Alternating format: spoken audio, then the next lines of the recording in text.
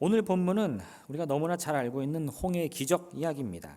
우리가 이 출애굽에 관련된 그 글을 읽거나 뭐 영화나 애니메이션 등을 봐도요, 이 홍해가 갈라지는 장면이 항상 그 클라이막스를 이루게 되는데 마찬가지입니다. 오늘 본문을 보니까 이 이스라엘 사람들이 이 홍해 앞에 가로막혀 있는데 바로의 군대가 그 뒤를 쫓다가 하나님의 위대한 역사로 말미암아 이 문제가 다 해결이 됩니다. 그 장면을 보면 너무 아주 기가 막히게 이루어지는 거예요. 거대한 홍해가 이스라엘의 갈 길을 막아서 이 바로 군대를 도와줄 그런 함정이 될 줄 알았는데, 오히려 그 홍해는요, 이스라엘 사람 앞에서는 둘로 갈라져서 마른 땅을 내어주고 바로의 군대가 그 이스라엘을 쫓아서 들어가니까 그 병사들을 다 뒤덮는 이 애굽 병사들을 위한 덫이 되었습니다. 그렇게 이 군사들을 다 쓸어버린 것을 보자 드디어 이제 이 애굽의 바로가 더 이상 이스라엘을 쫓을 엄두를 내지 못하는 거예요. 바로는 완전히 패하게 되고 이스라엘이 완전히 승리하게 된 겁니다. 그래서 오늘 이 기적 사건을 통해서요, 우리가 알아야 할 이 세 가지 의미를 함께 살펴보기 원합니다. 첫 번째, 우리는 홍해의 기적을 통해 하나님의 절대 권력을 깨닫게 됩니다. 홍해의 기적이라는 것은요, 그 자체로 하나님의 이 절대적인 힘, 능력, 권력을 나타냅니다. 우리는 홍해가요, 단순히 이 하나님의 명령으로 이게 갈라지는 것만 상상합니다. 그러니까 하나님이 갈라져라, 그럼 물이 쫙 갈라지는 것 같은 느낌, 그렇죠? 아무 막힘이 없이. 근데 이걸 조금 이 극적으로 표현한 장면들이 사실 성경에 많이 나와요. 하박국 3장에 이런 말씀이 있는데, 주께서 주의 백성을 구원하시려고 기름 부음 받은 자를 구원하시려고 나오사 악인의 집에 머리를 치시며 그 기초를 바닥까지 드러내셨나이다. 그들의 회오리 바람처럼 이르러 나를 흩으려 하며 가만히 가난한 자를 삼키기를 즐거워하나 오직 주께서 그들의 전사의 머리를 그들의 창으로 찌르셨나이다. 주께서 말을 타시고 바다 곧 큰 물의 파도를 밟으셨나이다. 네, 무슨 말이냐? 홍해의 바다를 가르는 모습을요, 이 하나님이 용사의 모습으로 등장해가지고 이 하나님을 대적하는 큰 바다, 그 큰 파도를 이렇게 밟고 싸워 이겨가지고 복종하게 하셨다는 거예요. 그러니까 마치 이 바로가 처음에 모세가 가가지고 여호와 하나님의 말씀입니다 했더니 여호와가 누구냐 이렇게 물었잖아요. 나중에 10가지 재앙을 보이니까 너희 하나님 여호와가 진정한 하나님이다 고백하잖아요. 그것처럼 이 홍해물이 처음에는 하나님께 막 대적하는 거예요. 근데 하나님께서 용사가 되셔가지고 그 바다와 파도를 밟으시니까 그때서야 홍해가 아이고 주여 하고 말을 들어서 쫙 갈라지는 거죠. 또 다른 본문에서는요, 이 바다를 괴물 리워야단이라는 말로 표현합니다. 이사 27장 1절 말씀인데, 그날에 여호와께서 그의 견고하고 크고 강한 칼로 날랜 뱀 리워야단 곧 꼬불꼬불한 뱀 리워야단을 벌하시며 바다에 있는 용을 죽이시니라. 이게 뭐 바다에서 용이 태어났다는 게 아니라 그 바다가 용과 같은 괴물이라는 거예요. 그래서 막 파도가 치고 폭풍이 치면 이 모습은 마치 하나님께 대적하는 뭐 큰 힘처럼 느껴지는데, 예수님께서 물 위를 걸어가지고 풍랑이야 잠잠하라 하면 막 잠잠해지는 것처럼 하나님께서 그 바다를 꾸짖으시면 그 바다의 용, 이 리워야단이 하나님께 꼬리를 내리고 순종한다는 거예요. 이 머리로 좀 그려지시나요? 네, 마치 무슨 뭐 판타지 영화에나 나오는 같은 이 어마어마한 장면인데, 이스라엘 백성이 보기에 이 홍해물이 갈라지는 모습이 바로 그런 장관을 연상하게 했다는 거예요. 그냥 우리가 생각하듯이 물이 이렇게 썰물 밀물 하듯이 쭉 빠지는 게 아니라 하나님이 이 위대한 용사, 마이티 갓, 하나님께서 오셔가지고 바다를 꾸짖고 그 파도를 밟아가지고 이 거대한 홍해물이 주 앞에 무릎 꿇고 순종하여서 그 땅을 내어주는 거죠. 사실 이 자연의 힘이라는 것은요, 우리 인간의 편에서 봤을 때는 우리가 감히 넘볼 수 없는 거대한 힘처럼 느껴집니다. 화산이나 지진, 태풍으로 인한 피해는요 정말 어마어마하게 큰데, 사실 그런 큰 사건이 일어날 때요, 사람들이 막 지진 때문에 집을 잃고 막 이 풍랑으로 인해서 큰 피해를 봤다고 해서 원망하고 불평하고 막 자연을 향해 싸우고 막 이런 생각하지 않아요. 이 무슨 말이냐? 자연재해가 날 덮치면 그건 어쩔 수 없는 일이라는 거예요. 뭐 큰 불운으로 인해서 많은 사람이 목숨을 잃고 많은 재산적 피해가 나긴 하지만 그 자연재해를 어떻게 하겠습니까?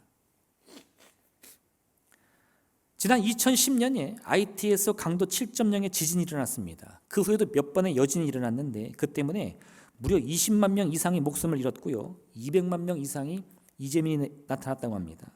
2008년 북인도양에서는 사이클론 나르기스가 일어났는데 이 사이클론이 미얀마라는 나라를 강타해가지고 그 나라를 쭉 훑었는데요. 이틀 만에 8만 5천 명이 목숨을 잃었다는 거예요. 2021년 동아프리카에서는 가뭄이 있었는데 그 가뭄 때문에 이 동아프리카에 있는 케냐, 소말리아, 에티오피아 등 모든 나라가 기근이 일어나가지고요. 950만 명이 굶어 죽었답니다. 근데 여기서 여러분들 제가 말씀드린 이런 자연재해로 인한 어마어마한 피해 중에 혹시 기억에 남는 거 있으십니까? 별로 없어요. 들어본 적도 없습니다. 1348년부터요 1351년, 이 아주 오래전 얘기죠. 뭐 거의 7, 800년 전 일인데 그때 이 유럽 지역에 흑사병이 번졌어요. 그리고 그 유럽 전체 인구의 절반이 목숨을 잃었습니다. 오늘날 따지면 막 지금 전 세계 인구가 80억이라고 하는데 40억 명이 죽었다 뭐 이렇게 볼 수 있는 건데 이 대단한 사건이거든요. 근데 잘 몰라요. 근데 우리 머릿속에는 어떤 사건들이 있냐? 뭐 세월호 사건, 삼풍백화점 붕괴, 미국의 9.11 테러 이런 것들은 제가 말만 하면 아 그때 그런 일이 있었지, 많이 죽었지 이렇게 생각합니다. 무슨 차이가 있을까요? 자연재해로 인한 피해가 훨씬 더 큰데 사람들은 그 자연재해로 인한 것을 마음에 담아두질 않아요. 담아도 소용이 없습니다.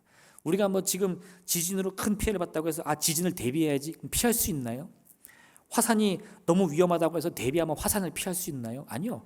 이 자연이 한번 뒤틀려서 대지를 흔들면 오늘날에도요 이 인간의 모든 이 능력과 기술과 재물을 다 투입해도 수십만 명, 때로는 수백만 명이 목숨을 잃을 수밖에 없는 겁니다. 근데 인재는 달라요. 인재라는 것은 아무리 큰 피해가 나도요 사람들이 머리를 싸매고 대비하면 그 나중에 막을 수가 있어요. 그러니까 사람들이 이 사람의 손으로 일어난 실수들은 어떻게든 기억합니다. 다시는 이런 실수하지 말자. 그것이 아주 작은 피해라도요 마음에 꼭꼭 담아두고 누구 실수였는지 그 책임을 묻자 이렇게 얘기를 합니다. 그게 당연한 거예요. 자연은 어때요? 자연은 감히 상대할 엄두가 안 나는 거죠. 높은 파도가 우리를 밀쳐칠 때 그거는 그 자리에 없는 게 당연한 거지 그 자리에 있으면 누구도 그걸 피할 수 없습니다. 근데 여러분 성경은 그렇게 말하지 않아요. 자연의 재해라고 하더라도요 하나님의 권능 앞에서는 그 자연도 힘을 잃는다 이겁니다. 그 수십 수백만 명의 목숨을 빼앗아가는 이 어마어마한 재해도요 우리 인간의 편에서 봤을 때야 참으로 넘을 수 없는 권능처럼 보이지 하나님은 어떻게 하신다고요? 그 자연을 꾸짖어서 하나님께 복종시킨다 이겁니다. 홍해는 바로 그것을 의미하는 거예요. 홍해란 무엇입니까? 애굽의 바로라고 해서 그 이집트를 다스리는 그 왕의 권세라고 해서 홍해를 마음대로 다스릴까요? 아니요. 그도 그런 건 엄두도 못 냅니다. 그런데 하나님을 믿는 이 이스라엘 백성이 그 홍해 앞에 서니까 그 홍해가 하나님께 순종하여 이스라엘에게 길을 내어주는 거예요. 할렐루야, 할렐루야. 이건 하나님을 따르는 우리 그리스도인들만 맛볼 수 있는 놀라운 기적입니다. 홍해의 기적이라는 것은요 단순히 그 물이 말라가지고 마른 땅에 드러났다 이런 것이 아니에요. 이 세상의 어떤 권세라도 심지어 그것이 사람의 손으로 어찌할 수 없는 자연의 권능이라 할지라도요 하나님 앞에서는 복종할 수밖에 없다는 것을 우리에게 보여주는 거예요. 왜요? 하나님의 권능이 가장 크니까. 이 절대 권력입니다. 우리가 지난주에 살펴봤는데 이 출애굽기 14장 13절에 모세는 홍해 앞에 선 이스라엘 백성들에게 이렇게 말합니다. 모세가 백성에게 이르되 너희는 두려워하지 말고 가만히 서서 여호와께서 오늘 너희를 위하여 행하시는 구원을 보라. 너희가 오늘 본 애굽 사람을 영원히 다시 보지 아니하리라. 모세가 무슨 생각으로 이런 걸 말씀을 선포할 수 있습니까? 두려워하지 말라. 홍해가 앞을 가로막고 있지만 저 홍해로 인해 두려워하지 말고 뒤로 쫓아오는 이 애굽 병사들로 인해 낙심하지 말라. 왜요? 저 군사를 다시는 보지 못할 것이다. 하나님이 반드시 너희를 위하여서 구원을 행하시리라. 어떻게 해요? 그 홍해물을 복종시킨다 이겁니다. 예수님께서 70명의 제자들을 따로 세우시고요 그들을 각 동네와 각 지역을 보내시면서 복음을 전파라 말씀하셨어요. 그들이 예수님의 말씀대로 온 땅을 두루다니며 예수님의 이름으로 권능을 행하는데 놀라운 일을 합니다. 귀신을 향해 떠나가라 외치면 이 귀신이 순종하여 뛰어나가는 거예요. 또 질병을 향해 치유를 외치면요 그 병이 낫는 겁니다.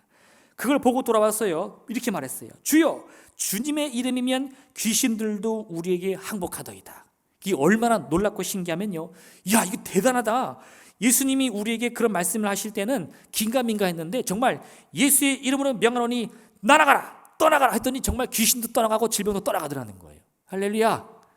그게 너무 신기해서 주님께 말씀하니까 예수님이 이렇게 대답해 주시는 거죠.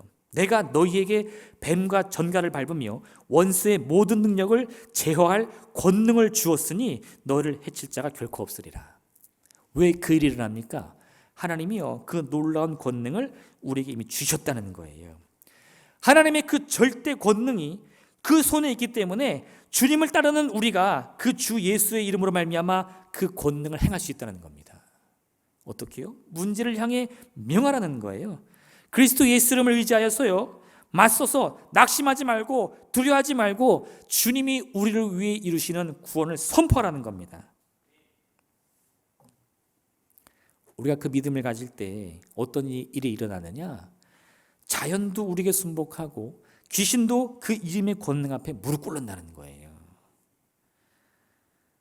시편 46편 1절과 3절은 이같이 고백하는데, 하나님은 우리의 피난처시요 우리의 힘이시니 환난 중에 만날 큰 도움이시라. 그러므로 땅이 변하든지 산이 흔들려 바다 가운데 빠지든지 바닷물에 솟아나고 뛰놀든지 그것이 넘침으로 산이 흔들릴지라도 우리는 두려워하지 아니하리로다. 무슨 장면입니까?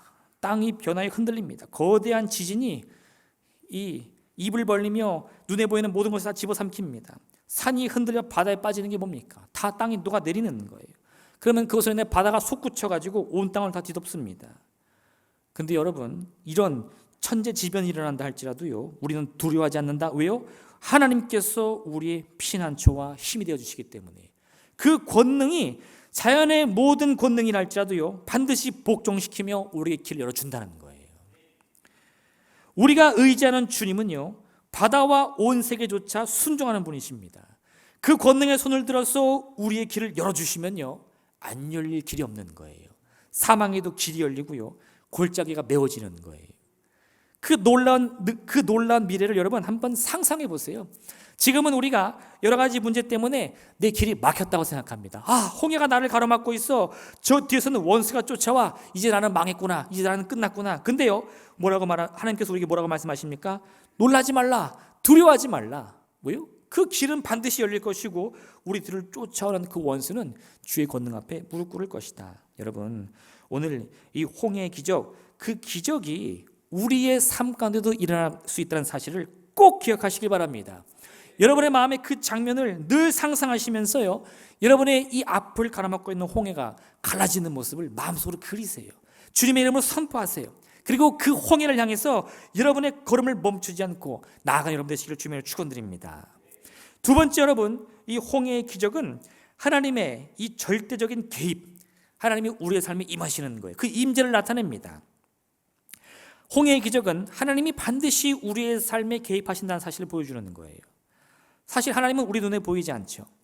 요한복음 4장 24절은 하나님을 영이라고 표현합니다. 하나님은 영이시니. 왜요? 그것은 우리가 이 하나님의 실제적 존재를 영이다 이렇게 정의하는 게 아니에요. 그게 아니라 이 영이라는 존재는 그것은 육신이 아니라 영이구나 이런 뜻이 아니라 육신인 우리로서는 절대 깨달을 수 없는 분이다 이런 뜻이에요. 영이라는 것은 무슨 철학이나 인간의 지식으로 정의할 수 있는 그런 개념이 아니고, 성경이 말하는 영이라는 것은 우리 인간의 범주를 넘어서는 모든 것을 뜻합니다. 우리는 육신이 있잖아요. 그래서 우리의 이 인간의 한계를 가지고 보고 듣고 말하고 만지는 것, 그 오감을 통해서 세상을 느끼잖아요. 근데 그 오감으로도 느끼지 못하는 세계가 진짜 존재한다는 겁니다. 근데 우리가 그것을 보지 못하고 듣지 못하고 만지지 못하니까 사실 그런 세계가 실제 있는지 어떻게 생겼는지 그건 잘 몰라요. 성경은 그것을 영의 세계다 이렇게 표현을 해요. 그러니까 그걸 어떻게 정의할 수가 없어요. 저도 뭐라고 말씀드릴 수가 없습니다. 그것이 있다고 믿음으로 고백하는 거지 막 영의 세계가 있는지 증명해봐라. 그럼 제가 증명할 수가 없죠. 할렐루야.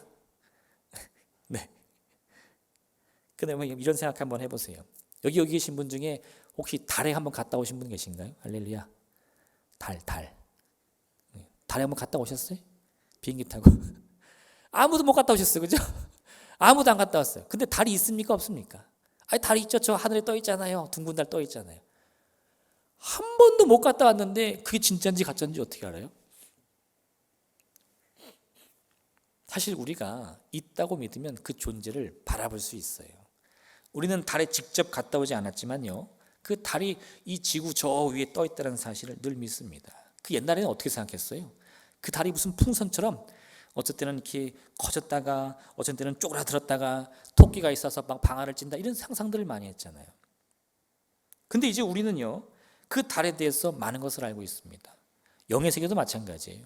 지금은 전혀 보이지 않고 전혀 들리지 않지만 우리의 믿음이 성장하면 그 영의 세계가 실제로 존재한다는 것을 내 마음으로 믿을 수 있어요. 그게 중요합니다. 근데 여러분, 그렇기 때문에 이 영의 세계는 이 물리적인 것, 우리의 눈, 우리의 귀, 우리의 손, 이런 것으로만 느끼려고 해서는 안 돼요. 하나님의 존재 양식인 이 영의 세계라는 것은요, 오직 마음의 이 믿음, 그 확신을 가지고만 바라볼 수 있습니다. 그래서 사람들은요, 자기 눈으로 볼 수 없고 귀로 들을 수 없으니까 그런 영의 세계에 대해서 의심을 하는 거예요. 우리가 아무리 하나님에 대해서 이 말을 전해도요, 복음을 외쳐도 사람들이 믿질 않아요. 여호와 하나님의 말씀입니다. 여호와가 누구냐? 이 바로의 말처럼 나는 그를 본 적이 없으므로 믿을 수 없다, 이렇게 말하는 거예요. 근데 여러분, 엘리야가 한번 하나님의 부르심을 받고요, 이 이스라엘의 큰 위기를 구한 적이 있습니다. 당시 이스라엘에 어떤 위기가 있었냐면, 이 이스라엘의 왕이었던 아합은 굉장히 똑똑한 왕이에요. 우리는 그를 악하다라고만 기억하는데 그는 악하지만 사실 능력이 많은 왕이었습니다. 그래서 이스라엘 나라를 많은 발전과 안정으로 이끌었어요. 근데 그것을 더 돈독하게 하기 위해서 어떤 일을 했느냐, 당시 이 지중해 지역에 가장 강조했던 나라 페니키아의 공주를 자기 아내로 맞이를 하려고 했던 거예요. 정략 결혼. 그러면 이제 큰 나라와 사돈관계를 맺으니까 이스라엘에 더 힘이 있어지겠지 생각한 겁니다. 근데 그 아합이 뭘 실수했냐면, 이 페니키아라는 나라는 당시 이스라엘을 아주 오랫동안 괴롭혀왔던 이 바알 숭배, 바알신이라는 그 이방 우상 숭배의 그 본거지였어요. 본거지. 그러니까 이 페니키아 공주 이세벨이 아합 왕과 결혼하면서 제일 먼저 한 일이 뭐냐, 이 이스라엘 곳곳에 바알을 섬기는 제단을 쌓고 이 바알 선지자들을 계속 불러오는 거예요. 그리고 이스라엘 제사장들을 바알 선지자들로 바꿔버립니다. 그러니까 이스라엘이 우상 숭배에 빠져버리는 거죠. 나라는 점점 부국강병할지 모르겠지만요, 온 나라의 백성들이 하나님을 포기하고 바알 숭배자로 바뀌어버리는 거예요. 변절해버립니다. 그러니까 이 엘리야가 하나님의 말씀에 따라서 이 아합 왕을 찾아가서 바알과 우리 여호와 중에 누가 진짜 하나님인지 겨뤄보자, 이런 제안을 해요. 그럼 바알이 그럼 한번 해봐라. 그러더니 갈멜산에다가 이제 무대를 마련해놓고 하나님의 편을 대표하는 엘리야와 이 바알을 대표하는 선지자 850명을 한꺼번에 모아가지고 이 대결을 벌입니다. 제단을 2개 쌓고 각자 믿는 신을 향해서 간절히 기도해서 하늘에서 응답이 물에 떨어지면 그 진짜 신이라는 거예요. 바알 숭배자들이요, 열심히 막 칼로 창으로 자기 몸을 찢어가면서 피를 철철 흘리면서 기도했는데 아무런 응답이 없습니다. 엘리야가 그 다음 자기 차례가 돼가지고 제단과 제물에 물을 가득 붓고도 기도를 올렸더니 하늘에 불이 떨어져서 이 제단은 물론이고 제물까지 다 태워 먹은 거예요. 그러니까 그렇게 해가지고 엘리야가 큰 승리를 거두고 거기에 있던 바알 선지자를 다 죽였습니다. 근데 그 모습을 보고도 이 이세벨 왕은 꿈쩍하지 않고요, 자기를 괴롭힌 엘리야를 반드시 잡아 죽이겠다는 거예요. 그러니까 이 엘리야가 내가 바알 선지자 850명의 목을 쳤는데도 저 여왕은 이길 수 없구나, 낙심돼가지고 도망치는 겁니다. 로뎀나무 아래 가지고 서가서 하나님께 낙심된 기도를 올리는 거죠. 주님, 여기가 족하오니까 제 생명을 거두어 주옵소서. 하나님의 사자가 그에게 힘을 주고요, 하나님의 산 호렙으로 인도해 줍니다. 그리고 거기서 하나님이 이 지치고 낙심한 엘리야에게 해준 일이 무엇이냐, 처음에는 막 큰 바람 속에서 불 속에서 엘리야에게 놀라운 이 자연의 힘을 보여줍니다. 근데 거기 하나님이 안 계셔요. 그 모든 것이 다 지나가고요, 마지막 세미한 소리가 들리는데 그 세미한 소리 가운데 이 엘리야가 하나님의 임재를 느끼는 거예요. 하나님이 나와 함께 계시구나. 그걸 깨달았더니 그 낙심했던 엘리야가 다시 힘을 내서 이 도망왔던 길을 돌이켜 이스라엘로 돌아가는 겁니다. 그리고 그 후계자 엘리사를 택하고 그를 통해 하나님의 역사가 계속 이루어지도록 하나님의 일에 최선을 다하는 거예요. 뭐가 중요합니까? 사실 이 엘리야가 본 건 다른 게 아니에요. 막 하나님이 이세벨을 치거나 이스라엘의 백성들을 혼내주는 그런 장면이 아닙니다. 그죠? 그가 경험한 것은 세미한 소리 가운데 자기와 함께하는 하나님을 느꼈던 거예요. 지금까지 하나님이 보이지 않았는데, 들리지 않았는데 하나님은 내가 이 바알 선지자와 싸울 때에도 혹은 이 이세벨 여왕의 협박 속에 두려워 떨며 도망쳤을 때에도 나와 함께 계셨구나, 그걸 깨달았어요. 그랬더니 어떤 일이 벌어져요? 다시 용기를 내고 힘을 내서 이스라엘로 돌아가는 거예요. 뭐 때문에? 하나님이 나와 함께 계시구나. 여러분, 우리 하나님은 결코 우리와 멀리 계신 분이 아닙니다. 우리가 눈을 들어 바라봤을 때 우리 하나님 어디 계시지? 앞을 봐도 보이지 않고 뒤를 봐도 보이지 않는데 하나님 저 멀리 계시나? 아니요, 여러분. 보이지 않고 들리지 않지만 이 영이신 하나님은요, 우리 육신의 감각을 넘어서 언제나 우리와 함께 하시는 거예요. 욥이 사탄의 시험을 받은 다음에 자기를 찾아온 이 세 친구 때문에 큰 시험에 빠졌죠. 그들의 말 하나하나가 위로의 말이 아니라 이 욥의 가슴을 찌르는 비수가 되었습니다. 이 욥이 막 정말 낙심하고 절망해서 친구들은 물론이거니와 하나님께도 원망했어요. 그때는 하나님이 답을 알려주시는 겁니다. 왜요? 그 욥이 고난 속에 있을 때에도 하나님은 그를 떠난 적이 없습니다. 욥이 그걸 깨달았어야 되는 거예요. 욥이 뭐라고 고백합니까?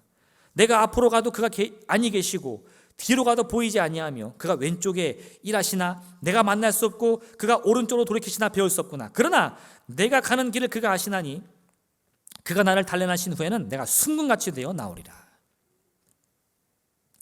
욥이 깨달은 것은 무엇입니까? 하나님이 내 눈에 보이고 내 손에 잡혀서 함께 계시는 것이 아니라 앞을 봐도 보이지 않고 뒤를 봐도 보이지 않고 왼쪽을 봐도 안 보이고 오른쪽을 봐도 안 보이는데 근데도 하나님은 사실 나와 함께 계셨구나. 그걸 믿음으로 고백했더니 그 마음의 상처, 낙심들, 원망들, 불평들 사라지고요. 주님이 나를 단련하시는 거야. 주님이 나를 훈련시키는 거야. 주님이 나에게 모든 불순물을 제거하고 순금으로 만드시는 거야. 그걸 고백하게 됐다는 거예요. 그 마지막에 이런 고백을 하는데 지금까지는 내가 주님을 귀로만 들었사오나 이제는 눈으로 배움나이다. 네.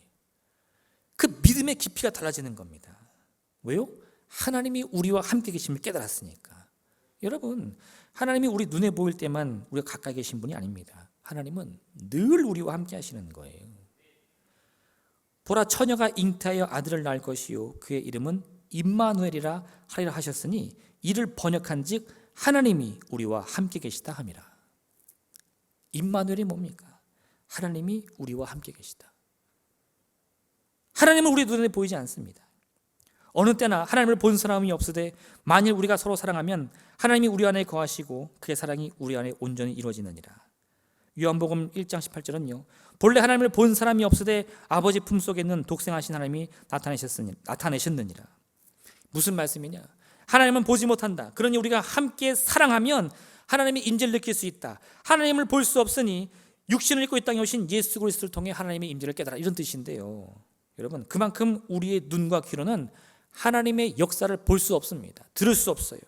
그럼에도 불구하고요, 우리가 주님의 온전하신 뜻을 바라보며 따르면 하나님은 세미한 소리 가운데도, 우리가 베푸는 인정과 온정 가운데도, 또 우리가 입술로 고백하는 이 예수 그리스도를 통해서 언제든 그분의 임재를 체험할 수 있다, 이겁니다.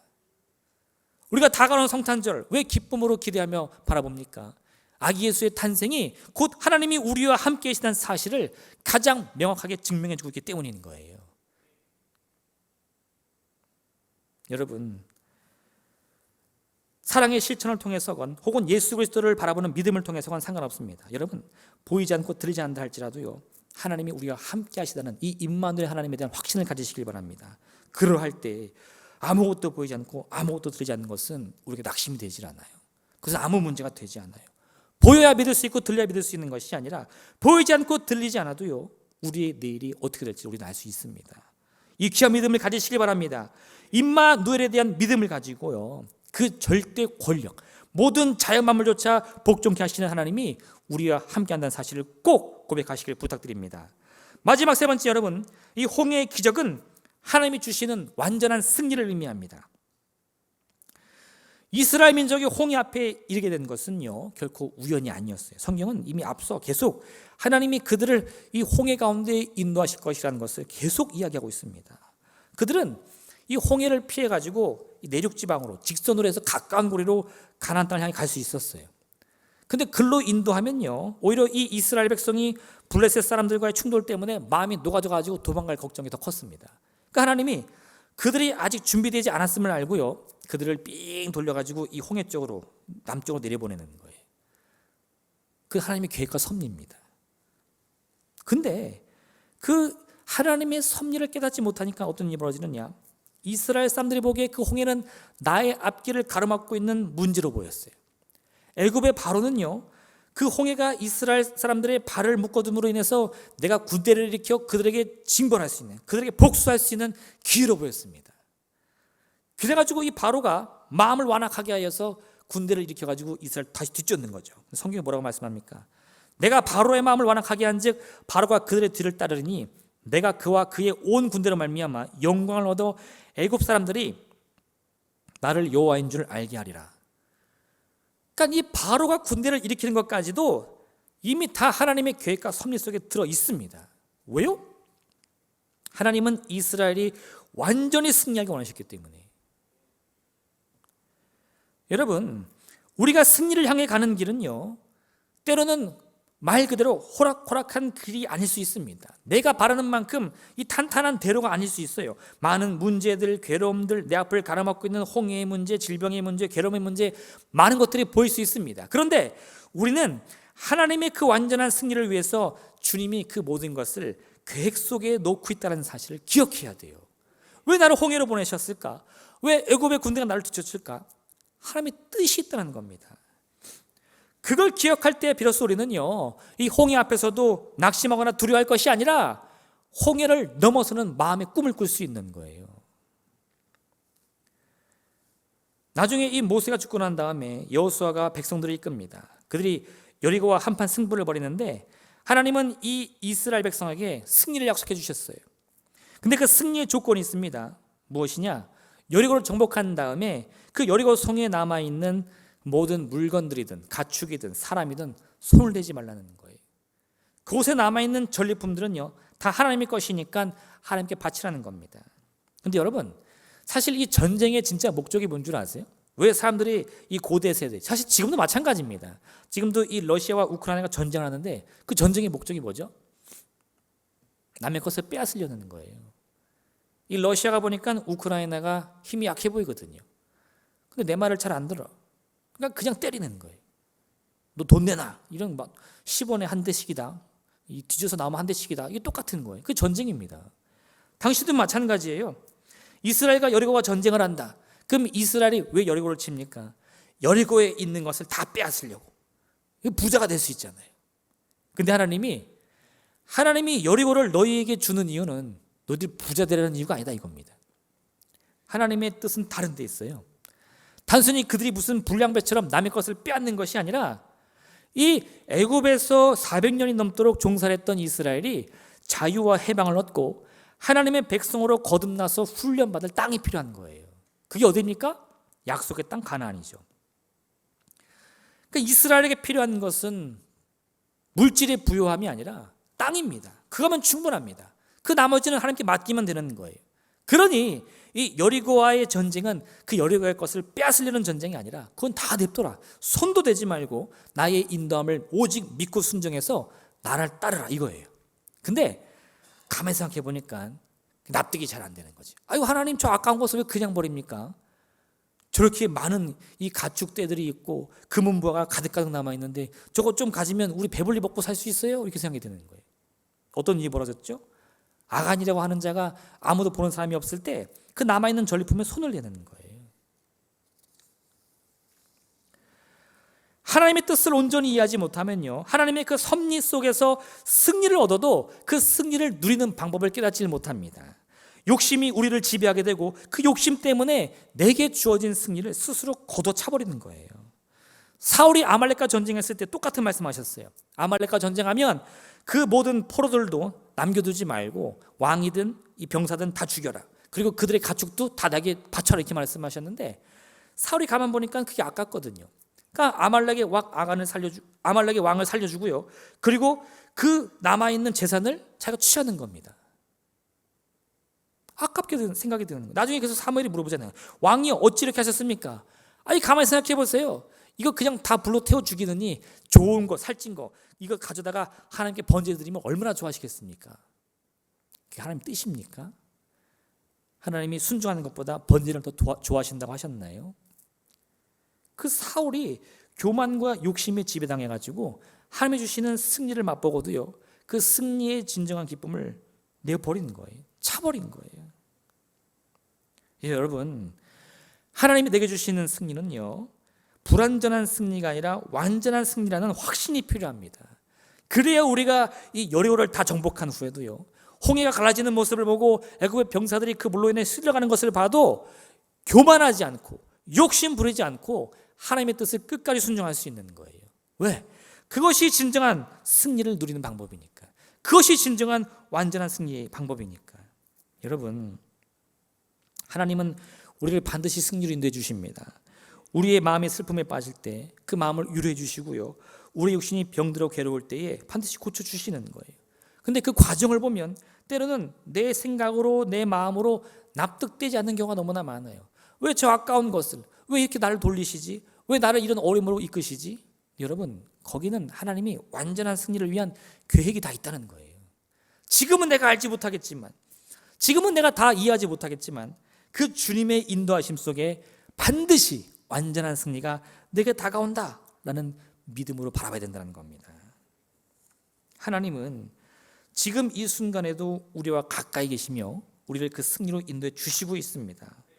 그 놀라운 것은요, 이런 하나님의 응답과 개입이 반드시 이루어진다는 거예요. 그것을 믿음으로 바라보라는 겁니다. 내 인생을 홍해가 가로막는다 할지라도요, 그것은 하나님의 실수가 아닙니다. 즉흥적인 사건도 아닙니다. 하나님은 나를 홍해로 인도하심으로 말미암아 우리에게 완전한 승리를 주실 계획이 있는 거예요. 그걸 깨달을 때 우리는 지금 이 순간 홍해가 내 앞을 가로막고 애굽의 병사가 내 뒤를 쫓는 그 절체절명의 순간에도 두려워하지 않고 낙심하지 않고 우리가 가야 할 길을 바라보게 된다 이겁니다. 여호수아가 이 여리고와 아리성을 다 친 다음에 승리를 거두니까요, 이 가나안 땅에 소문이 퍼집니다. 여호와 하나님이 그 백성 히브리 민족을 애굽에서 인도했는데 그가 함께하기에 누구도 그들을 이길 수 없다. 기브온의 이 주민들이 먼저 이스라엘 찾아와서 화친을 맺자고 합니다. 그랬더니 또 그 얘기를 들은 나머지 가나안 땅의 아모리 족속 5 왕들이 이 마음이 뒤틀려가지고 기브온이 우리를 배신했다 해가지고 기브온을 치자는 거예요. 거대한 전쟁이 일어나고요, 기브온이 이 5 왕들을 이길 수가 없으니까 급히 여호수아에게 도움을 청했어요. 우리가 당신과 화친하기로 했더니 이 가나안의 다른 5 왕들이 우리에게 복수합니다. 좀 도와주세요. 여호수아가 당장 군대를 끌고 그 아모리 족속 5 왕들과 싸움을 벌입니다. 그러니까 당연히 여호수아가 이기죠. 그런데 전쟁이 길어지면서 해가 떨어지고 어두워지니까 그 틈을 타서 이 아모리 족속들이 후퇴를 하려는 거예요. 더 이상 피해를 입을 수 없으니까.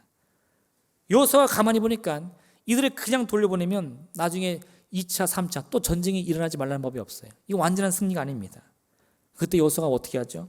하늘 향해 외치는 거예요. 태양아, 너는 기브온 위에 머무르라. 달아, 너도 아얄론 골짜기에 그리할지어다. 놀랍게도요, 이미 승기를 잡았음에도 불구하고 하나님은 이러한 이 여호수아의 외침을 들어주셔서 하늘의 해와 달을 고정시켜 주는 거예요. 결국 이스라엘은 불완전한 승리가 아니라 하나님의 놀라운 기적 속에 완전한 승리를 거둡니다. 그들을 하나도 망김없이 다 패배시키는 거예요. 우리가 얻을 승리는요, 반드시 완전한 승리입니다. 하나님은 그것을 위해서라면 하늘의 해와 달도 멈춰 주시는 거예요. 우리가 얻을 승리의 길이 무엇인지 꼭 기억하시길 바랍니다. 지금 여러분, 날이 어두워져 마음에 두려움이 생깁니까? 홍해가 내 길을 막아서 낙심이 듭니까? 걱정하지 마세요.